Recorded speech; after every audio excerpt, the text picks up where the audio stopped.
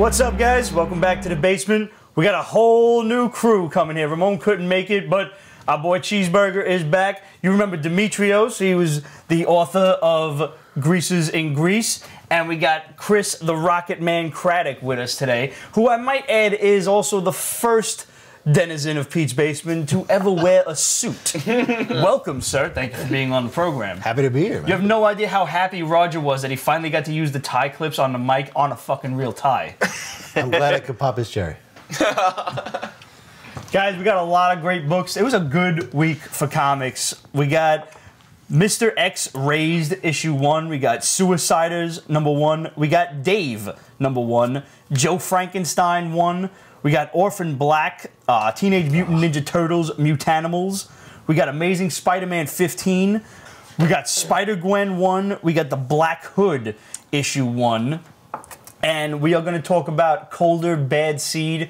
Issue 5 of 5 came out. We're going to talk about that next week because me and Ramon been reading it and I don't feel right about not including him in on the discussion. As well as The Seventh Sword concluded a couple of weeks ago and we didn't get a chance to review that. That was a fucking good story. I gotta read that. Concluded with issue 7. Go figure. Hey, well, you know. Yeah. Yeah, Well, wonders never cease. like, if they concluded 6, it would have kind of been like shooting the load too early. Probably. I would have went to 13 and just say, like, oh, half is 7. Yeah.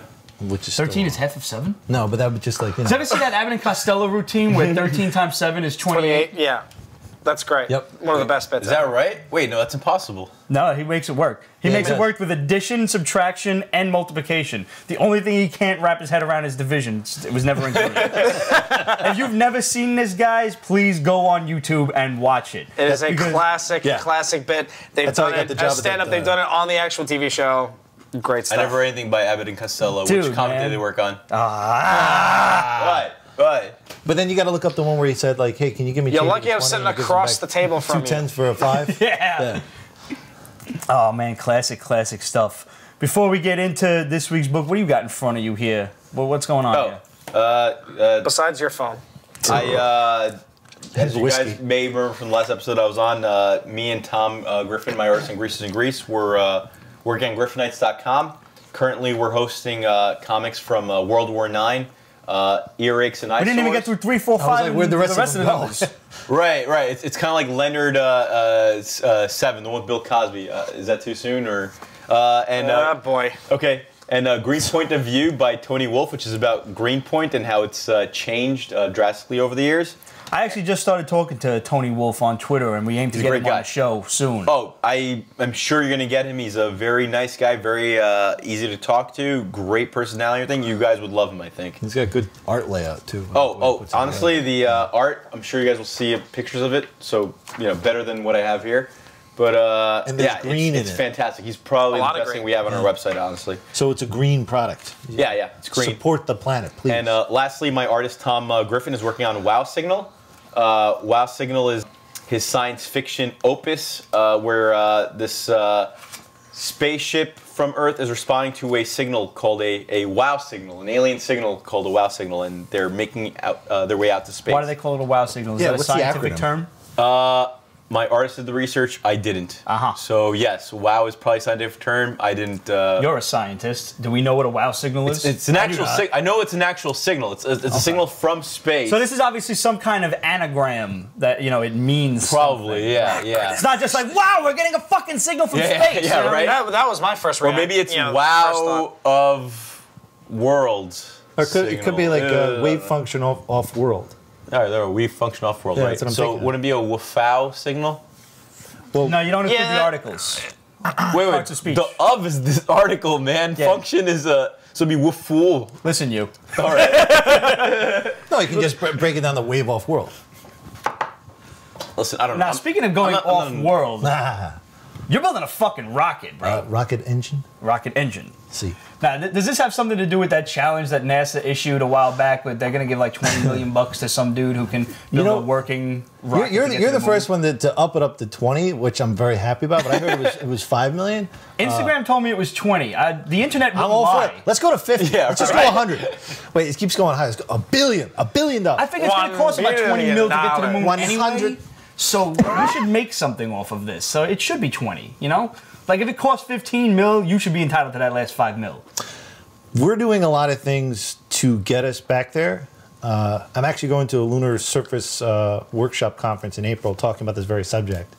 And also I'm working with Deep Space Industries, which are planning to mine asteroids. I was talking with him in June, and he told me flat out, we're going to be up there in 8 years pulling stuff down. Wow. So literally... In Mars, dude? No. Oh, the moon. Platinum from things like Ceres, which the Dawn spacecraft is going to be around next Friday on the 5th. So this stuff is happening. You know, this is not science fiction anymore. This is not stuff we're dreaming about. This is stuff we're doing. I'm building a rocket that's going to take, a rocket engine that is going to go and turn the rocket industry into the airline industry. You'll be able to go up, drop your payload, come back down, refurbish, refuel, go back up again. When you say drop your payload, I think we all went to the same place. We're gonna drop take our a load, dump yeah. and come back. Shazam's on it. Honestly, now I know that they were giving celebrities trips into space for like 250 G's or something like that. But if we could get that down to like a respectable, maybe even 2,500 bucks, you can do the vomit comet for 5,400. All right. Nice. At what point can I take a shit in zero gravity? Because he's got a point. Like, it sounds fun. We want to drop our load, like you said. There's a guy that I'm working with now, Kevin Heath, who runs a company called Waypoint to Space in Texas, where he's training people to train in zero G on the ground. So he'll probably let you poop in his astronaut suit, but it may not be the complete feeling you're looking for. You know, watching your fecal matter fly through space. Right. Which interesting They've point. got a poop tech for that. Richard Garriott, who I met, great guy. He's one of the few guys. He's actually the only second-generation astronaut in America, meaning his father was on Skylab. He actually went up on the Soyuz and was up in the ISS for a good 10 days. What's interesting about space is your GI system slows down. So when you usually have to poop like every 1 or 2 days, it's like a week in space. But when you have to go, you have to go. 1 or 2 days? I mean, I'm good for like 4 times a day, bro. Not for nothing. I mean, am I unhealthy? You have a lot of you're fiber. going once a day in space. You gotta stop with all the spicy shit, Pete. What we don't realize, gravity has a lot of help with us down here. When we're up there and there's nothing to help us, you're sitting on the can and nothing's pulling it down. You have to get it down there. Then you realize it's not letting go. And he was actually talking about at one point, his internal organs were connected to the bottom of the toilet. And what? Yeah, because just imagine a tube of toothpaste. Yeah. And over a sink, and just imagine you have to push it out, and it's not coming apart. It's just one long tube hitting the bottom. And he didn't describe the technique, but apparently it's a technique for cutting that off. Yeah, it's called pinching a loaf. It has been 8 years, and this might be the most horrifying conversation we've had on the Pete's Basement Show. We aim to please. I also might add that We lost Shadowhawk. he's done. Spidey, however, Spidey's still is in it. Fucking into it. We lost Shazam early in the Yeah! He lost Shazam at the blowjob He's thing. assumed the position, like he's ready. He's like, I'm in. Now, refresh everybody's memory, just in case they don't know. The Vomit Comet is basically like that little Quinjet that goes into the upper atmosphere for a couple of seconds. You experience weightlessness and everything. I think it's a 737 or a 747. You actually do the up and down. Space Adventures actually does it for 5,400. I think they take you either out of Florida or Johnson Space Center in Texas. So they end up back there, or where's the landing spot? I believe it's you end up back there. Yeah. Oh, okay. Starfighters also does it in Florida, where they take you up to near Earth orbit, so you actually see the curvature of the Earth. Yeah. Oh, so nice. you're not in space, but you can actually go up there and see. That would be like the stratosphere or like one of those spheres up there. Yeah, what people don't realize, when we were using the Concorde, you can do that on a regular basis because you were high up enough in the stratosphere you can see, the edge of space. That's incredible. That's awesome. He might be the smartest guy we've ever had on this show. Without a Whoa, doubt. I'm offended. No, actually, you're Dimitrios. See? And he's got to clue you in on that. He's been drinking. Guys, book of the week this week, Suiciders. Without a doubt. You have seen the advertisements for this in the back of just about every DC book going. Yeah. It was absolutely ridiculous. Give or take a couple of decades into the future, they're talking 30 years after the big one hits Los Angeles. and LA is decimated. Like it is now divided. Think East and West Germany back in the day, but the people that didn't get fucked versus the people who are totally fucked. It's like Demolition Man without It is, Mr. yeah, Cocteau. it's just like Demolition Man, actually.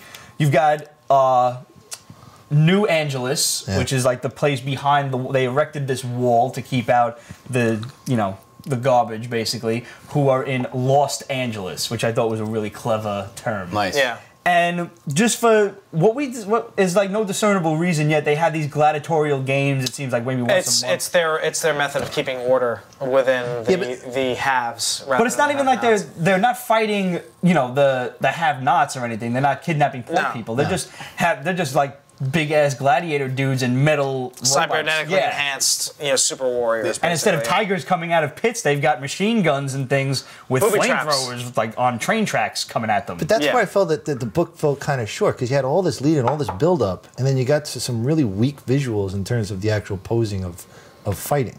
Because I'm in martial arts, you're in martial arts, so I just thought they could have done a lot more. Give us more of the fight scene instead of just that one splash page where they're jumping at each other. And then maybe that'll be in the next issue. They're trying to establish too much all at once. Yeah, I was definitely interested in I'm right there with you. I'm a martial arts guy too. So. Oh, I forgot. Yeah. How's Lee Bermejo's art though in that? Because I think he's like great, phenomenal. It's great. It's some of the best art I've seen out of a DC artwork pulls you right in. Yeah. And you've got people who are trying to cross the border, and they only let genetically perfect people in, and you can also get various just forms like New York. Oh wow. It's actually like Los Angeles Madison when Avenue. Superior Iron Man kind of gives him that app. This dude was trying to come in and he had like three fingers missing, and when they realized he was trying to get in, the guards just was he from the Yakuza? blew him all away. They just popped the entire family. The only thing left was two of his fingers still. It's crazy. Great book. And then nailed that back to his aunt, because that was Guys, if you've read this book, I hope you liked it as much as we did. Hit us up. You know the drill. Questions@Pete'sBasement.com, Facebook.com/Pete'sBasement. And, of course, follow us on Instagram and Twitter. Remember, guys, we got the Hellboy contest coming up real soon, where you can win the Hellboy poster signed by Alex Mayleave. nice. When issue 4 comes out, we'll be doing another three of those to give away. So make sure you go and read Suiciders. It is absolutely worth your time. SpiderGwen. Ooh. I liked it. I actually liked it too. Who's the artist on that again? I don't remember. But he was trying to do like it looked like a Paul Pope type thing. It was well put together. As far as self-contained stories are concerned, they referenced Spider-Verse once, but I think it was accessible to new readers, which is what I look for. I liked it a lot better than Silk. Yeah. Oh yeah. Silk. Dragon Man or whatever that guy I'm just was. saying, you have to create an Asian protagonist, and what was the name you would default at? Silk? I mean, come on. Was Jade taken already? Yeah, that's Jade was taken. Mortal Kombat. Of course. So Jade's taken Mortal Kombat. Well, license. They're like, all right. What else comes from Asia? Oh yeah, Silk does. Let's call the Asian characters. She's Asian American too, right? Hippies? What about China Dude, White? why can't we just call her Spider-Woman? Why can't we just call her Spider-Woman? Well, Spider-Woman's running around with the Avengers and shit. Yeah, Jessica Drew. Avengers. You know what? She's not a great character. Let's get rid of her. Let's make Silk the new Spider-Woman. That's all I'm saying. I have to qualify my gunshot earlier. I couldn't get past the source material to actually investigate the book. Oh, Spider-Gwen or Silk? Spider-Gwen. Because really? Yeah, just the fact that you're taking a person that was supposedly been killed so many times, is basically Peter Parker's annoying muse, and you're turning that into now a book that I have to read. Come on, unless the cover didn't grab me enough for me to go in, and that, shame on me. Wait, which of the 8 covers didn't grab you enough to go in? 8. You're coming a little short there. I'm coming a little short, but it's the 8 the Marvel way now. There's got to be at least 30 if you count all of the different comic shop and all the variants. shop Which, if I'm not mistaken, Midtown Comics had the J. Scott Campbell one. Right, that's correct. Jesus. Do you have him Locked up in the basement or something? J. Scott Campbell, we have a contract that I can't express, but let's just say he's happy with the arrangement and we're happy with the arrangement. But I'm not happy. I think they with paid Chris. Fig Newtons. Chris, Well, they all fruit and cake. here's the thing. Here's the thing about Spider-Gwen. Alternate reality, so you're free of any continuity. You're free of any So you don't need to read anything else. You didn't have any independent thought you could come up with something new and exciting. You had to rehash something and call it, well, it's an alternate universe. So we can What's an alternate universe? And yeah, Gwen is a dead character, right? But it was only a matter of time before they got the DC disease. That's you know true. what I found? Like while I was reading through this, it kind of reminded me of when the Ultimate Universe first started, and it was just kind of free reign to do as you please with. Right. So they got to whittle out the chaff. Right, basically. Ultimates was Pretty like the best much, example of that. Yeah. But like, dude, that costume is actually amazing. Honestly, like I don't know. It's a nice blend of color. Last 10 years, It's very imaginative. Yeah, I'll give it another look. Yeah, because you recommend. I'll give it another look. Look, I'm not saying it's the best book out there. New No, Avengers but it's is the worth a best shot. book out there. Yeah. But Spider-Gwen, Whoa! New Avengers is the best book out that's the there. best book out there. That thing might so wanna let me down. heavy. So You let me down. might want to heavy. get out of that seat because I think Ramona's gonna come storming in, fucking kicking Dude, out from under you, dude. If you read it from issue 1 to 30, where it is right now, oh my God, is it rewarding? I mean, I've never It's been more basically excited a for an event. 4-year step up to Secret Wars. That's all. I didn't know. That's Like, what's you annoying always the hell had out an of me. inkling to that, but dude, when you have a scene where Sue Storm and Doctor Doom exchanging glances and saying, "Wait, why is Reed Richards hugging his children all of a sudden?" Because he's negligent of his children.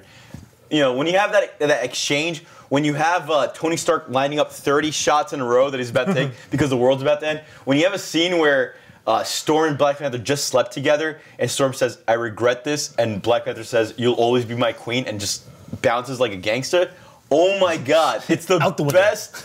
It's the best. It's like you might want to make it rain, baby, because you got a little schmutz on your face. Oh my God. The Avengers in this book. The last JLA Avengers fight we had was in New Avengers, and it was. That is absolutely true. That was a good scene. And it was an amazing scene. Like they're delivering everything I could ask for in a comic book at all. Like period. Is what I'm saying. Just where's the payoff? You know, The payoff is happening in It's not gonna Secret be any Wars, payoff. dude. It's going to lead right into Secret Wars. And honestly, I'm just worried every it's going to be issue like is a payoff for Infinity me. War, because like Infinity War was great when Thor put his hammer through the guy, but the payoff was Thanos gets captured.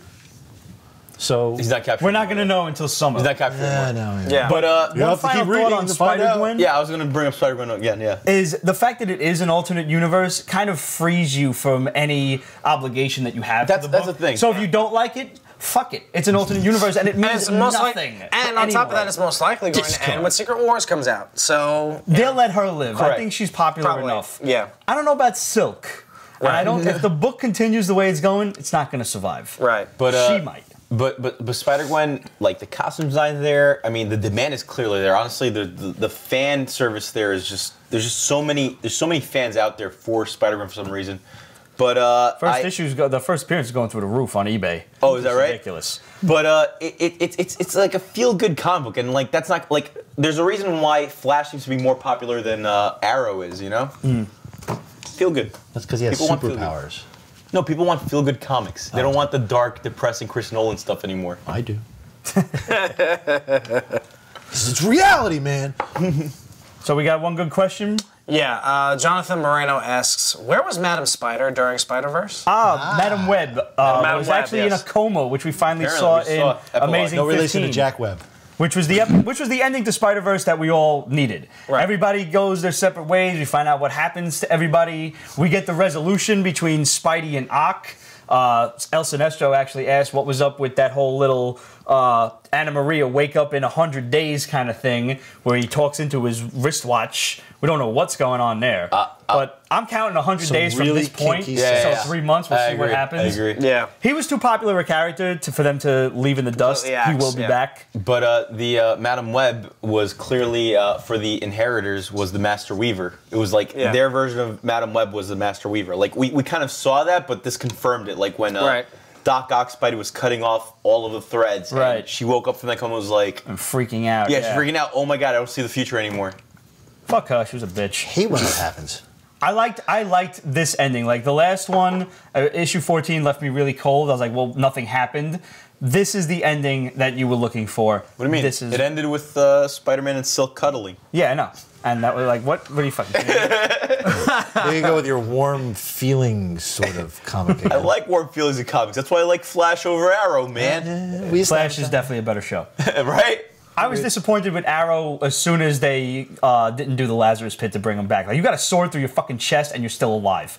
But ridiculous. That's his I'm willpower, sorry, man. His Sam and willpower is Lad are amazing. always, the fact I understand that the kind of like work you have to put in to do a salmon ladder. So. Hold on. Pete, did you have an issue with Batman like getting punched to get his back fixed after being broken? I didn't like the last Batman movie, so let's not even get started.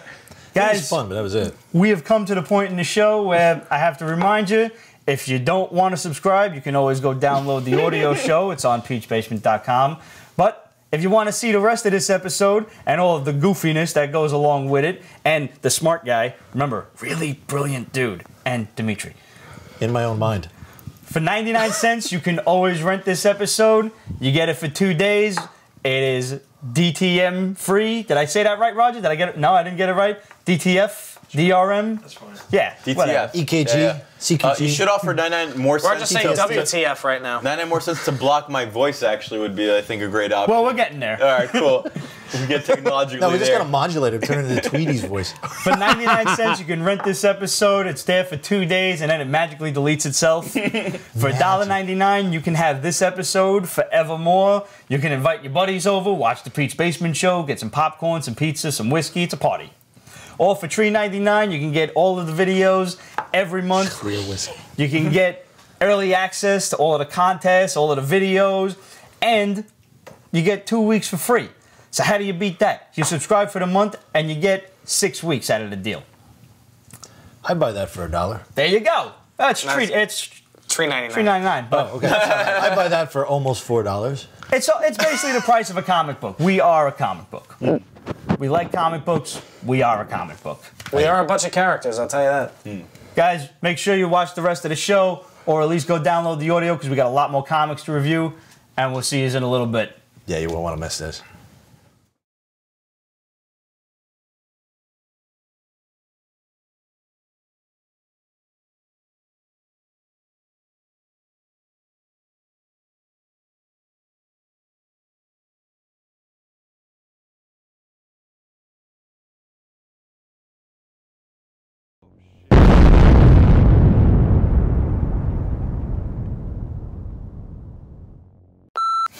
All right. Wait, All right. the nut clap. The nut clap.